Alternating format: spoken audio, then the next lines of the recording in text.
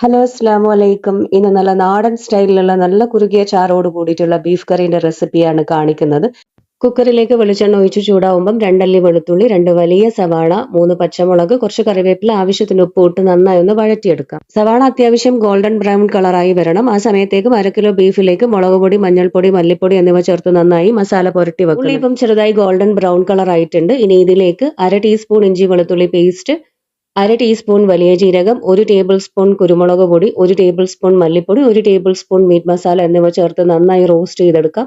പൊടികളും ഉള്ളിയും നന്നായി മിക്സായി വന്നാൽ ഇതിലേക്ക് 2 തക്കാളിയും കൂടെ ചേർത്തിട്ട് നന്നായി വഴറ്റിയെടുക്കാം. തക്കാളി നന്നായി വഴന്നു കിട്ടിയാൽ ഇതിലേക്ക് മസാല പുരട്ടിയ ബീഫും കൂടെ ചേർത്ത് ഒന്ന് നന്നായി ഇളക്കിയിട്ട് ആദ്യം വിസിലിടാതെ 1-2 മിനിറ്റ് അടച്ചു വെച്ച് ഒന്ന് ഇളക്കി കൊടുക്കാം.